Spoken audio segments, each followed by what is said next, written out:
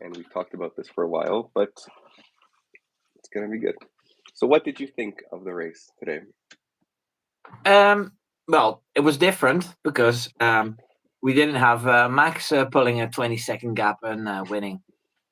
Yeah, I know everybody's upset about Max, or everybody's happy that Max isn't doing it, but I actually wanted to apologize because I know you're a Max fan yourself, and I don't think it's fair to hate on Max for being too great. I mean, that's not right, you know. No, but like if I have a choice of Max not winning because he's racing badly, or Max not winning because he has a technical problem, then I choose the technical problem.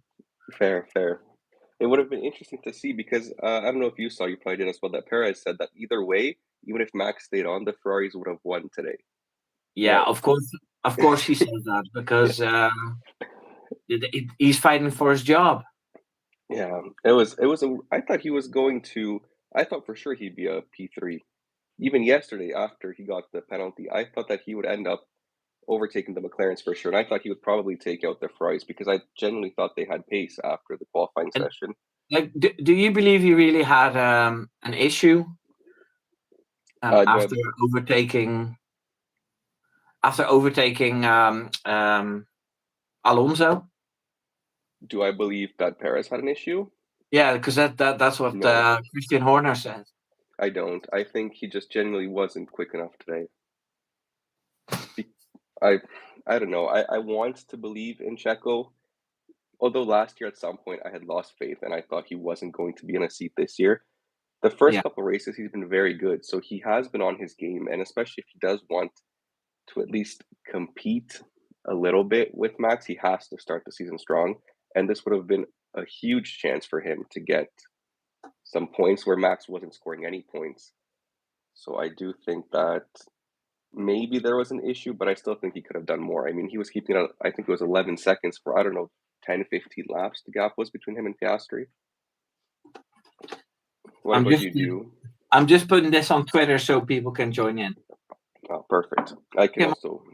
On your phone, because this is vertical live.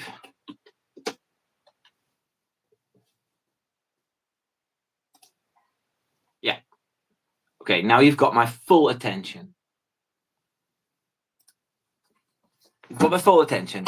Go ahead. What was the question?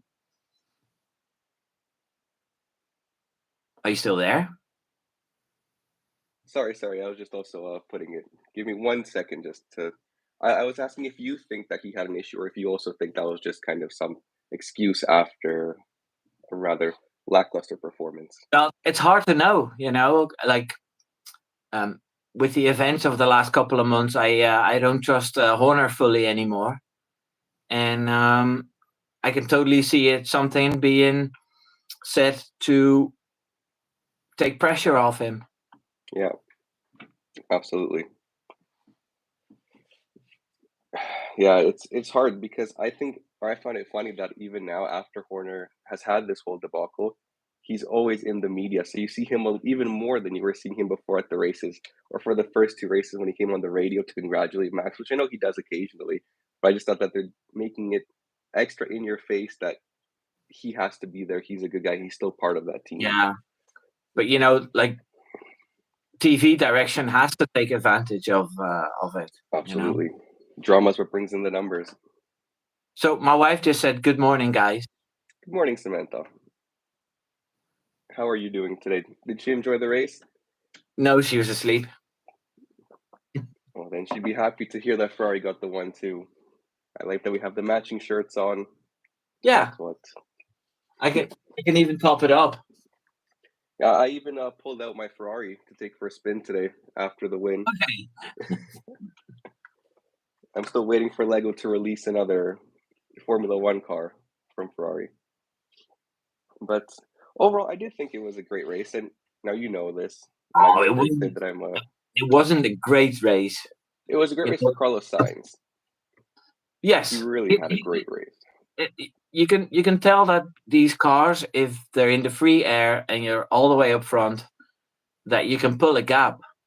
And that doesn't take away from Carlos Sainz, because he kept it within the lines. He made no mistakes. He kept the pace completely, full on to create the gap.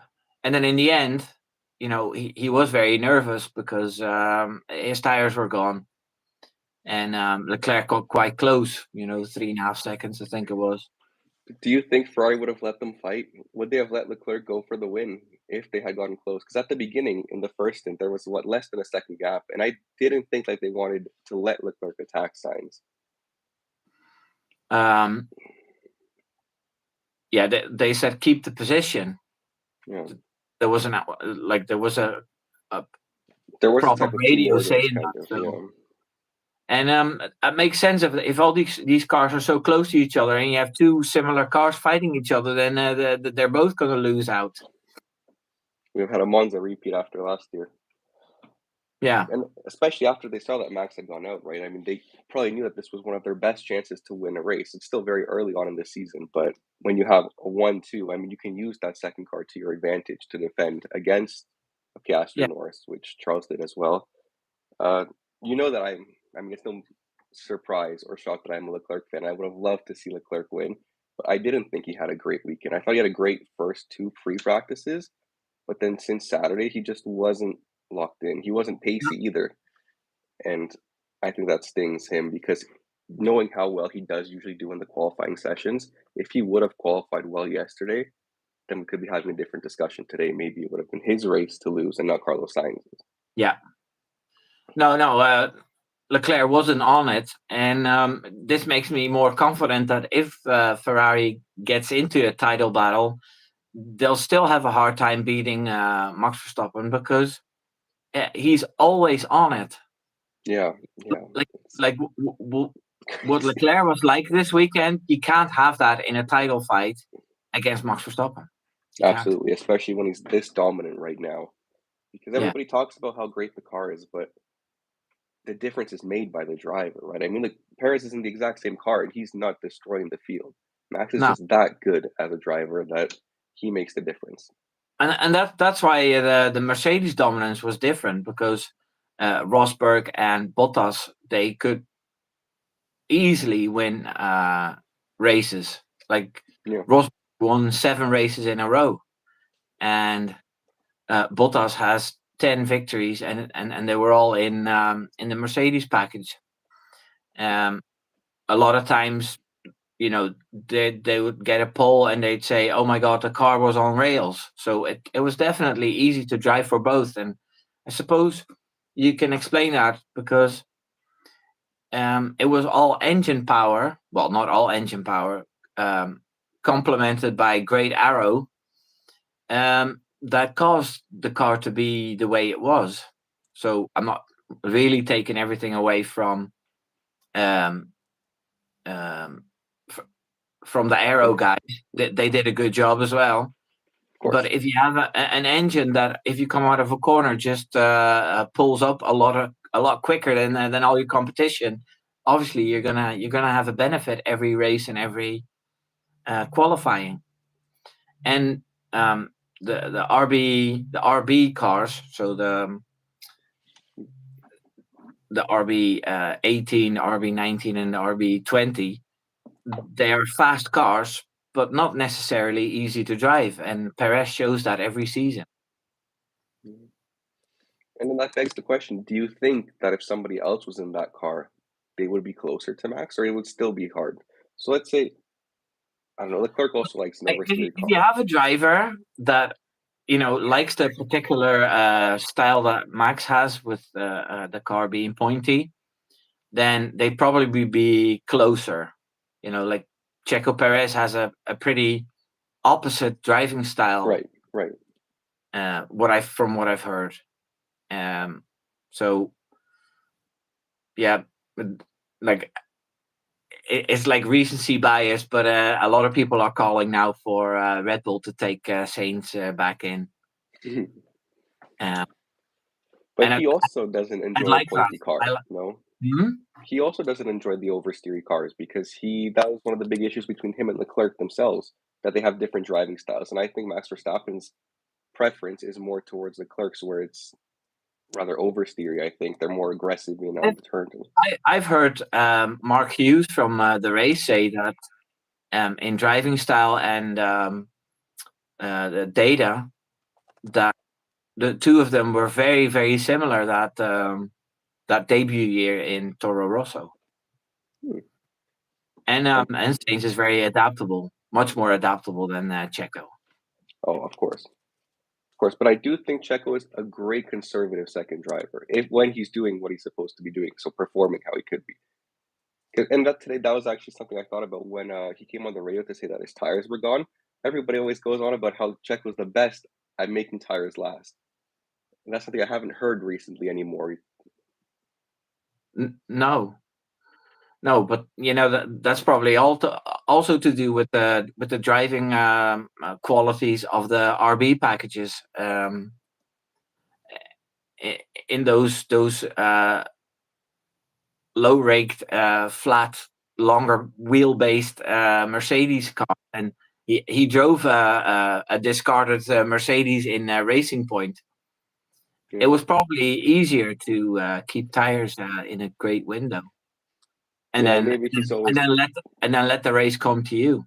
exactly, because now he might be trying to overcompensate, especially in a race like this, where he knows he has to make some magic happen, basically, and that might also add to the tire diagram, just make everything go downhill in a sense from a duration standpoint of the stint.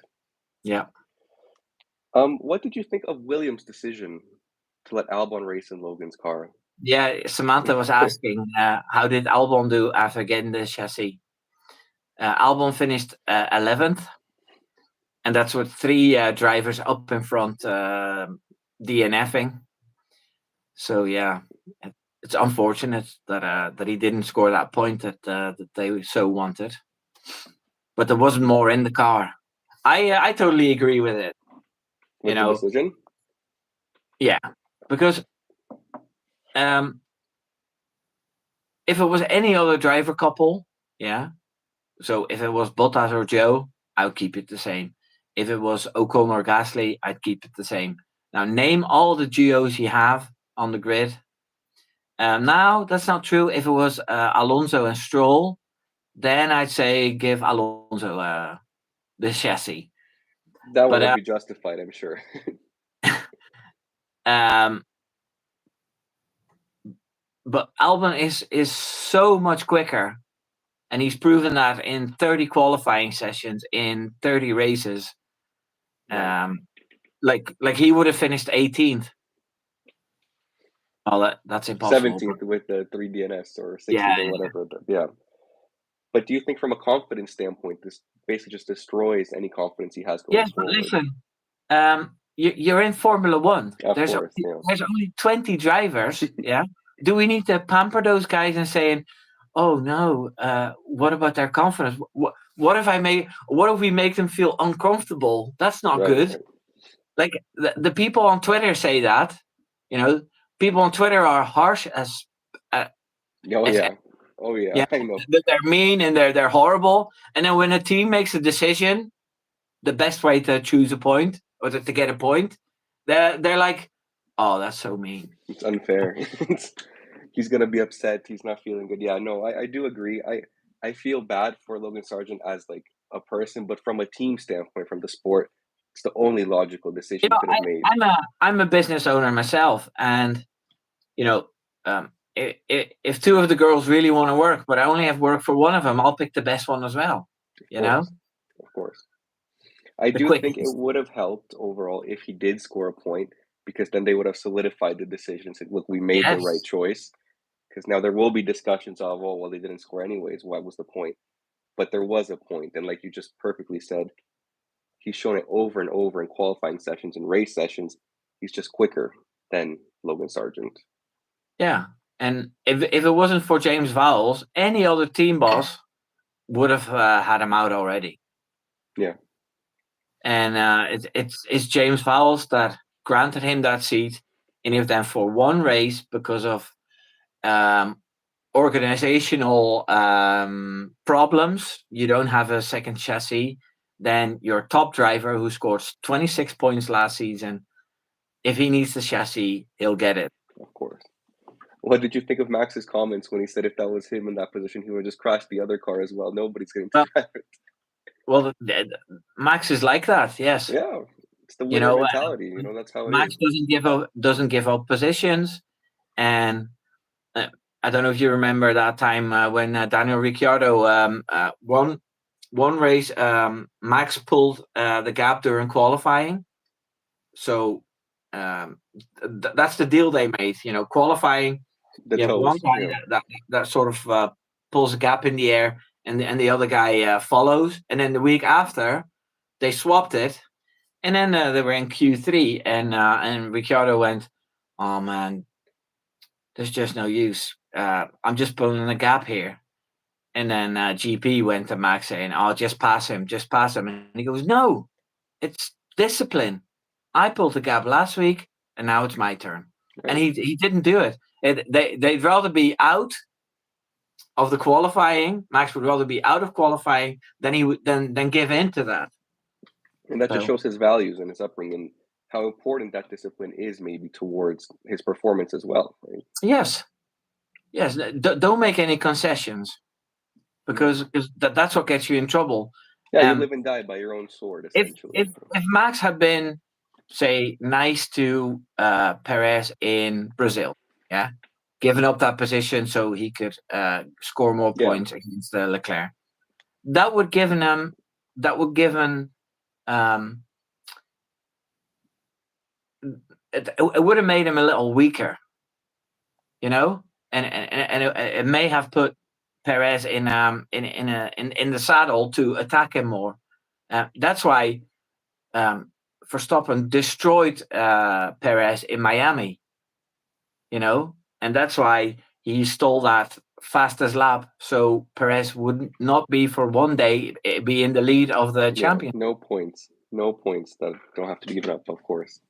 No, it's true. It's true. I think it's the some people don't understand because they see it as him generally being a bad guy, but it's the winner's mentality. I mean, you have to be a bit egoistic to make such a difference because there's a difference between being a great driver and being at the level of dominance that Max Verstappen is on. And that's something within you because at the level of Formula One, all these drivers are great. I mean, they're all good drivers. We don't have to argue that. But the difference between those good drivers, those great drivers, and these generational talents, it usually comes down to their mindset and the way they go about their routines and their race days and every practice that they had growing up into that position they're in now. Yeah, that's true. And if Max hadn't destroyed the field the last two races, then he wouldn't have been in the lead anymore. Yeah. You know, like Lewis Hamilton started seasons by not winning once or twice, you know, and just not being completely there at the weekend. And that's how Bottas 2.0 and Bottas 3.0 came into play. And then as soon as the season started rolling and came into a routine, that's when we saw the Lewis Hamilton that won all these races. But Right.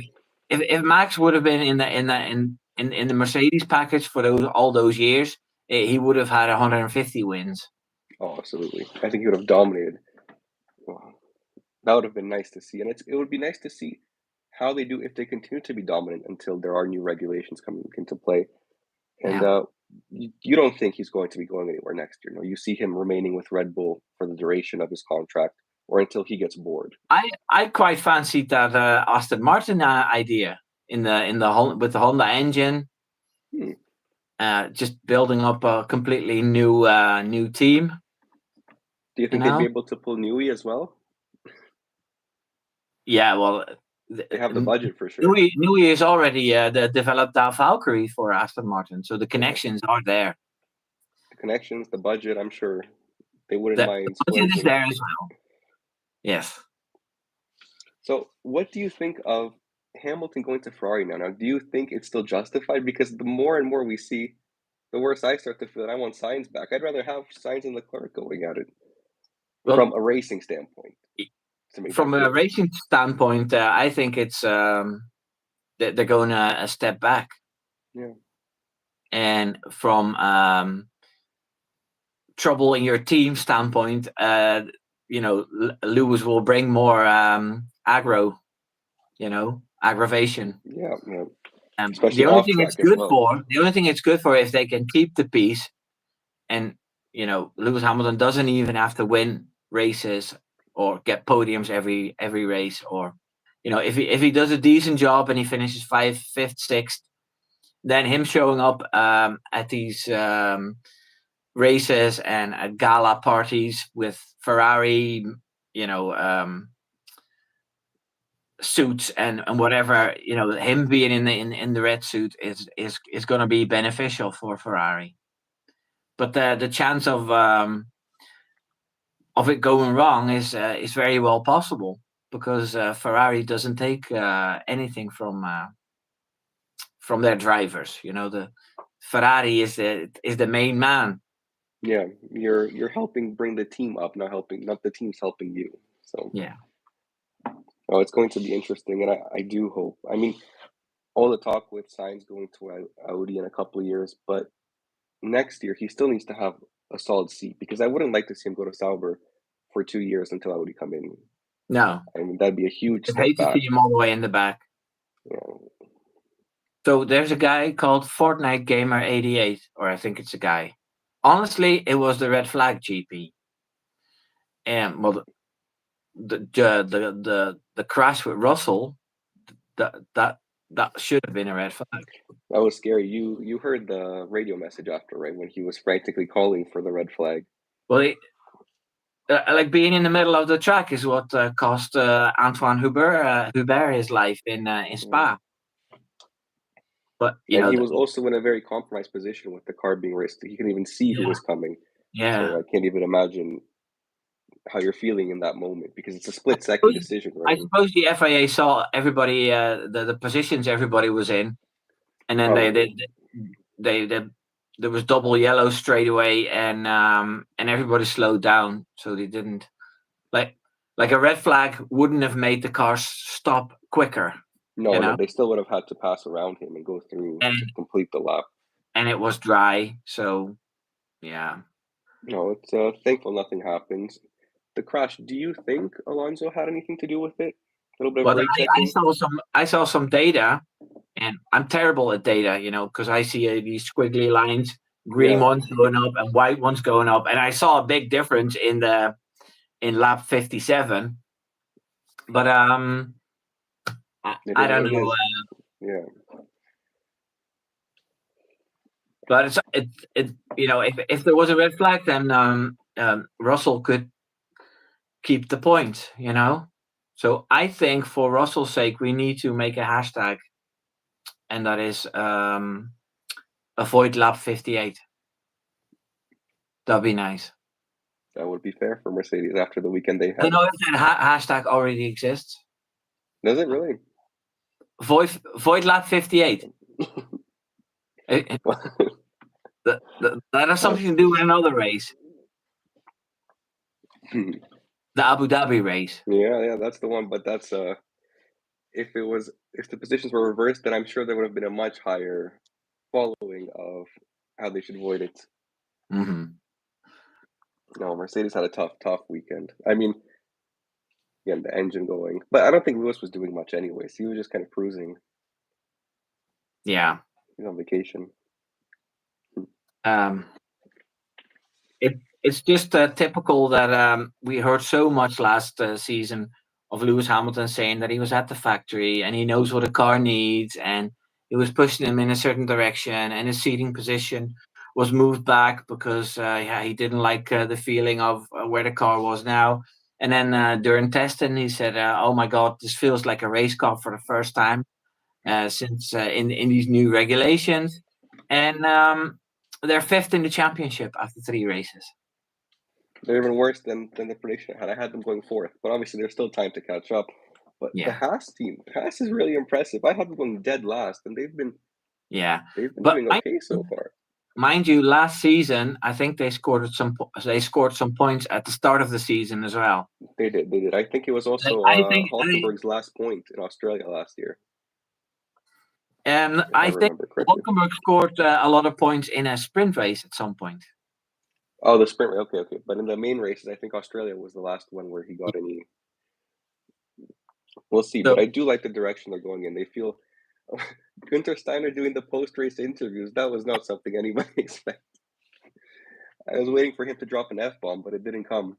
I know he was warned. I do think they're much more disciplined. They look to be much more disciplined as a team. I mean, I'm not sure how the team Well, principals are doing it, but what they've done during testing was just get loads and loads and loads of long runs in to get the tire degradation right. in a better window, and they're still qualifying in decent positions. And if there's 4 DNFs, then obviously they're going to move up. And today you saw that they were both in the points. Yeah, especially since the grid only had 19 cars to start. So But Alpine is going to make a move upwards because they they have can't to. They have they to. can't go down anymore. There's going to be races where Stake has it all figured out. What about their pit stops? 2 more horrible Yes, pit stops today. yes, and I mean they're doing it slowly, deliberately now. Making it a 3.5 second pit stop just to get it all sorted. And That's better than a 40-second pit stop because you're trying to be quick. and still there was a big one in there. Yeah.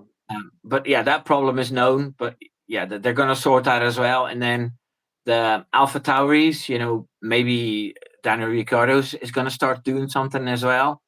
And then then Haas, if they can't keep up with the development race, they're going to be dead last again. And that's the problem also, or the good thing about these long seasons. You can completely discount Alpine, and in the last 6 races, they can score 20 points and still have finished 8th. No, it's crazy to see how much can change from the beginning of a season towards the end of a season. But Yeah. what about what do you think with the tension going on over at the RBs between Daniel Ricciardo and Yuki Tsunoda? I didn't see any more tension than what happened that last race. I could be wrong, but I did read somewhere that Yuki unfollowed Daniel on I don't know which site.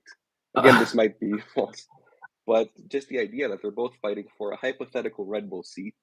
That if Perez keeps performing how he's been doing so far today, whatever, we'll put an asterisk beside that one. Today was so-so. Well, he didn't I would DNF, definitely, yeah, he Perez. finished. He So got some points. It's okay. I would keep Perez, obviously, if I'm Red Bull next year, unless if maybe, okay, we have the opportunity of Carlos Sainz or maybe a Fernando Alonso, which would be great. But at the same time, you don't really want someone that would necessarily challenge Max and cause issues that we have with Rosberg and Hamilton. So as a second driver, I do think Perez is solid there. And why would they switch him for Daniel or Yuki when they're not doing great? I mean, it doesn't look like Daniel's the old Daniel we used to know. no, It's not. Daniel had one good race last season, and that was Mexico. Right. And the rest of the time, he performed the way he has been those first 3 races. Yeah. So, no, he's done. And I think they called him in hoping that he would perform as good as he did during those filming days. But then that could have been a ploy from Horner as well, and to get sponsors in. Yeah, he's a lovable guy. Like, Kayla loves him, yeah. because Liam Lawson is not going to pull as many sponsors as the Ricardo is, no. But do you think if by the end of the season we say Red Bull keep Perez or they go with Yuki for whatever reason, would you still keep Daniel Ricciardo on at the VCARB team or would you drop him for Liam Lawson? Because what is the point of having him there if he's not performing and you don't plan on moving him up to the main team? Yeah. As a whole, I mean, everybody loves Daniel. You want to see him there, but he just, like the whole Logan Sargent aspect, right? It's about getting those results. And if you're not getting the results, then what are you doing? I'm glad I'm not having to make these decisions. Yeah. For real. No, it's... I think it's time to give Liam Lawson a proper chance. And I don't see Yuki with his character beside Max. That would be a nuclear bomb waiting to detonate with those two. Yeah. Yeah, they're both hot-headed. And Yuki is not as good as Max, so there's going to be team orders, or there's going to be situations where Max will get the preferential treatment, and then Yuki will flip out. But do you also think they would even think about signing Yuki if Honda is pulling out from Red Bull basically come 2026? You Yeah, know, that's when they're going with Ford. And a that large part of his contract was you know reliant on the that, fact that Honda wanted this driver. that need is gone as well. Then Yeah. No, it'll be interesting to see how things shape up next year.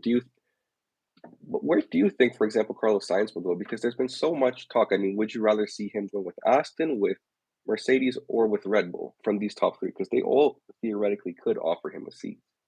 yeah, I'm glad I don't have to make that decision either. That's what they get paid the I big still have bucks. Alonso retiring. If the rest of the season he'll only scored a lower in the lower point, then he'll and he doesn't get that big seat, the Red Bull Mercedes seat, then I think he's gone. He'll retire. Yeah. Because I've never heard Alonso say, I'm sacrificing a lot in my private life. Yeah. I've never heard him say that. So the Comes fact with that age, he's I guess. You feel like you're missing out after so many years in this position. 42. He's only 4 years younger than me.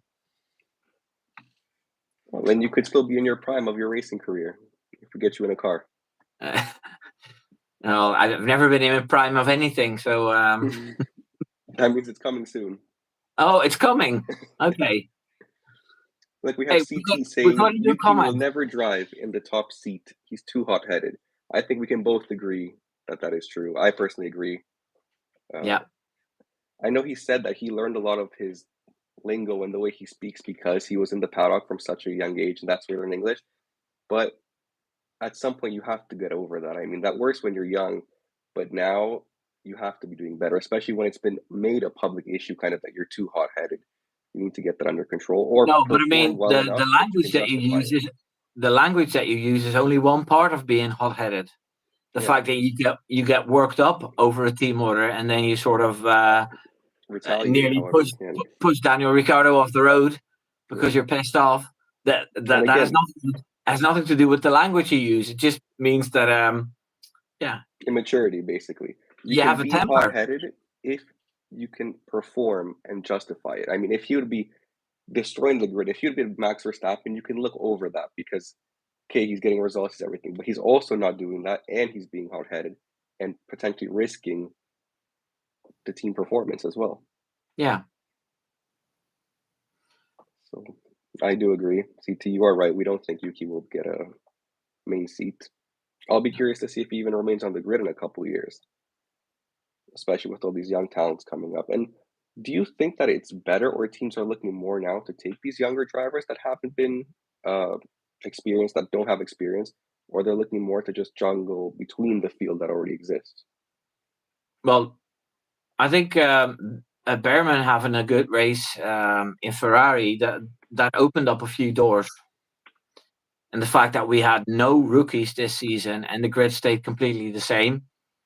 Yeah, the media and the fans, they're all pushing for more changes, and I think we're going to see changes this season. I think if by the summer break Daniel Ricciardo has no points, then he'll be out, just like Nick de Vries was. He'll be reserve driver again. And even Logan Sargent, I mean, I think if he doesn't prove something soon, you might as well try on a younger rookie, because how much worse can it get? The not put that Mercedes Junior in there then. Antonelli, or which one? Yeah, the one that they keep talking about. Another comment here: Sainz is driving very well. Would you take an 18-year-old over him? I wouldn't even take Hamilton over him, to be honest, but it's not my decision to make. I don't know. I'm torn because I think Sainz has been doing so well, and even the years prior to last year, he showed that he's a great strategist and that he's very smart. I don't know if it's the genetics that were passed down from his father or whatever, but he knows how to stay composed. The Hamilton to Ferrari deal is pushed by John Alcan, and that's purely on a promotional basis. Yeah. And that's why it was worth so much money for them. Like Ferrari hasn't been known for being very diverse. Italians in general, Of there's a course. bit of a history there. So, if the whole company wants to move towards a more woke Woke movement. yeah, then they need to do these things, and that's what the deal is for. It, I it think has the very little to do with racing, and I think if Fred Vasseur had the choice like properly, then Sainz would have been kept. I think so too. I think the best, I mean, this is in a hypothetical dreamland. The best position for Hamilton would have been the exact contract Daniel Ricciardo had last year as a third driver, where you do all the promotional things and you basically just support the team, but you're not doing any of the driving except for occasional sponsorship driving and sponsorship deals. That would have been a dream for Ferrari Yeah. because there's no denying the money that Hamilton does bring into the brand itself. But I don't know. What they're not keeping in mind is how it could backfire if Ferrari turns into a big steaming pile of mess, a big mess because Hamilton is being a diva and causing all kinds of problems. Then the whole outlook from people that said that it was fantastic that he went there, it's going to flip, and you have Team LA. They're destroying Mercedes now, saying, Of "Oh, course. this team is so unserious, and they've never been any good." And if Mercedes or Ferrari gets a strategic call wrong next year, and Hamilton is messed up because of safety car, then they're going to blame Ferrari. Yeah. The clown memes will come out. Yeah. And Ferrari, to their credit, they have been on their game strategically in the past year. They've really, since Fred Vasseur took over, they have been much better than before from a strategic standpoint. I'm not saying that's necessarily due to Binotto before or Fred Vasseur now, but maybe even all the clown memes have got into their Was head, it and now they're trying what to take what year was it business. that Charles Leclerc was the only one on Inters and everybody was on? I think it was Canada 2022, That and was in then 20. I think it was 2022, and then he flipped over He to saw a whole row of cars, and or he's was it? the It only might have one. been. It might have been last year. Was it last year? Could have been last year. Either way, it was ridiculous. And then they flipped over to the softs when everybody else went on to Inters. So it's crazy to see how that all plays out for them. But another two comments here, one from CTM, one from Samantha. North the Germans, DEI killed Merck. I don't know what that means. I'm not sure who DEI is either, but CT, if you can elaborate on that for us, help. And Samantha says Sargent is staying unless another American rookie comes up. They will do anything to pull in the American viewers. And actually, I don't know if you heard, but there was some talks about another Grand Prix in the States, the Chicago Grand Prix. So that would make 4 now in the States. Yeah, but Americans don't really care about drivers in F1 unless they're winning races or getting podiums. So having a driver that finishes P20 or P21 because Behrman has scored points, Americans are not going to be interested in that. Yeah, they have to be Americans that are also destroying the sport in a good sense, and they're performing well. That's what Americans like to see. They like to see that they're dominating at something, then they become interested in it. Well, looks like you're going on a trip. Yeah, I'm going on my own. Too expensive. It's a business write-off for the channel. Yeah. I make $200 a year, and the trip will cost $2,000, but it's a write-off. It's a write-off, of course. It would be interesting to see we have the Miami Grand Prix coming up, and how do you feel? Not the next one, but it's relatively If soon. I'm It's the going to first the States, I'm going to Austin. To Austin, I think that one's the best one as well too. Yeah. I'm going to buy a cowboy hat and cowboy boots. Whole Daniel Ricciardo outfit going. Yeah. I'm going to speak like this here. Throwing a couple howdies. Here's Wimbo from the United States of America. That sounds pretty authentic. Yeah, I know. I'm an actor. It's the first time you've tried that. No, it's not the first time. I'm great in all kinds of accents. I mean, I know you use the A. Canadian I'll just put an A everywhere, and it's okay. Yeah. I watch a Canadian YouTuber called Nick A30. There's nothing more Canadian than throwing an A into something to show that you're Canadian. And he's from Nova Scotia. And that's where the boys from Trailer Park Boys are from as well. Yeah, Southeast. Yeah. So shout out to all the Canadians that enjoy Formula One. I do have to say, though, I do enjoy the Canadian Grand Prix. I do like the circuit, and I do think it's a great track. Yeah. Yeah. Most of the classic races I like. And there's some of them that are not on the schedule anymore, and I miss them. I never minded Paul Ricard, with all the colors. It was very recognizable. I just have flashbacks of Leclerc hitting the wall and screaming. But yes, it was truly in your face. It would jump out. Yeah. Look, Samantha so anything else about the race? Anything else about the race? The race. Well, I think overall, I was impressed with Ferrari, for sure. Yeah. I was happy. I was impressed with the McLarens. I didn't think they'd have that much pace, to be honest. I didn't think they'd be that close to Ferrari. Nora said that if they pitted him earlier, then he wouldn't have been undercut by Leclerc, and because he was quicker in the end. So they basically P2 was in it for him. It was in it, but at the end of the day, there's a lot of could beens, would have beens. I do agree, though. My unpopular opinion, and I still stand by this, I think Oscar Piastri will be better than Norris in a couple of years. I still can't get over how good that kid is, how mature and how. Then today we saw him go off track, and a little. He's still a little messy, and sometimes he's quite invisible as well. But then he's messy, but he has worked on the tire degradation. My problem is that every new driver that comes on the grid that gets hyped up, I compare him to the young Max Verstappen. And that's not a fair comparison. I mean, it is fair, but it's not fair for them. Because young Max Verstappen, he was always stealing the headlines with being annoying during defending, or overtaking somebody in a crazy way, or wanting too much and crashing, or having a fight with the Ferrari boys. Vettel's been over the radio so many times. And then, Verstappen got interviewed afterwards, and he said, "Oh, that's good. Let them cry. That's what the people want at home, don't they?"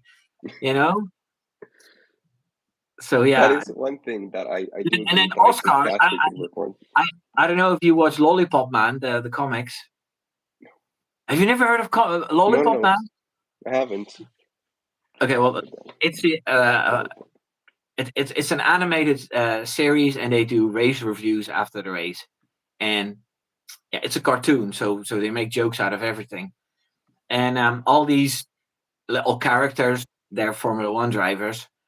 So Fernando Alonso always says, "Ha ha, silly boys," and Lewis Hamilton has this sort of American twang in his English accent, so he was like, "I don't know, man. I don't know what to do." But then whenever Oscar comes in, he only says, "Oscar." I said, "Can you please confirm, Oscar?" Oscar. Because he says very little. Yeah, he's little. That's a channel you need to look up. Lollipop Man. Lollipop Man. I'm such a fan. I'm even a patron now. I will definitely check it out, because it sounds like something I would enjoy. I would enjoy for sure. But I do think that is one thing that, for him to get to the next level in a couple of years, he does have to become more elbows out, I would say, more feisty, fiery, because he's too calm in a way, and He's that's too how I always chill. pictured myself to be as well. If I were, I like when you say, "Oh, if I were a driver, how would I be?" I think that's exactly how I would be. I'd be way too calm for the situation, and that's not gonna like get you to the top. That's not gonna get you to the next level. But on the other hand, Norris just broke the record today for most podiums without a win.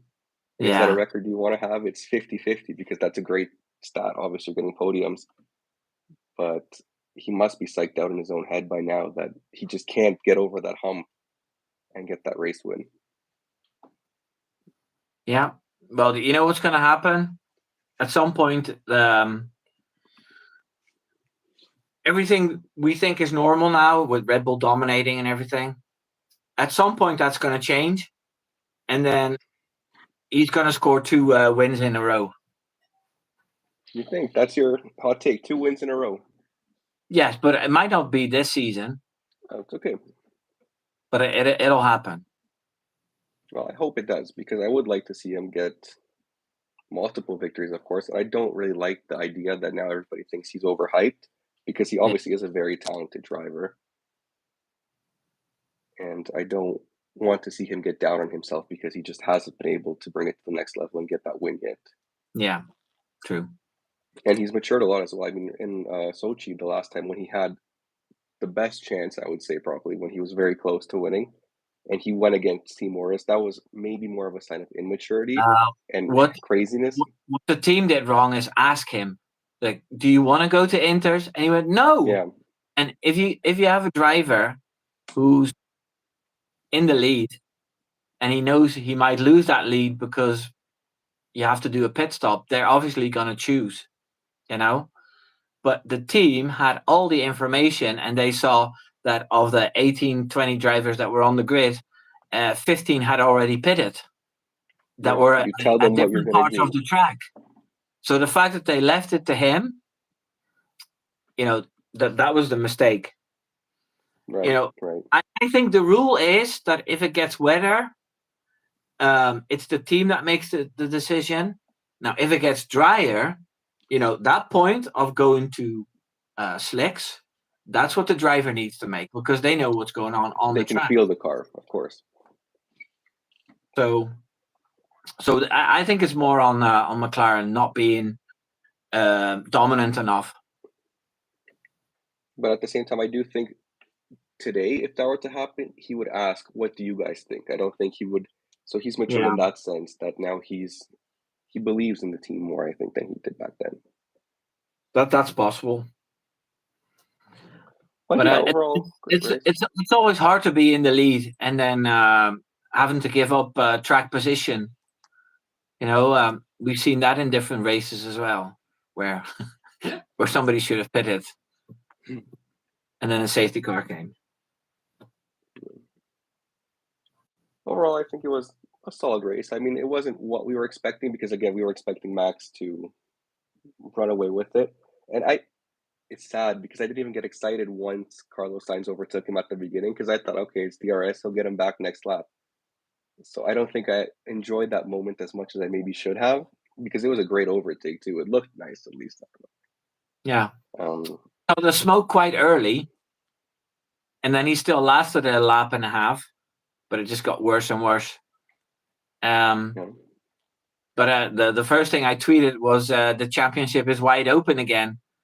It'll give another element to the next 3-4 races. You know, Right. and if Red Bull scores another couple of 1-2s again, then it'll die down again. But maybe they won't. There's a funny fact actually where for the past 2 seasons, Carlos Sainz has won the race before the Japanese Grand Prix. Because last year was Singapore, and this year it's Oh, the there's Japanese even Grand Prix more is months earlier. coincidence.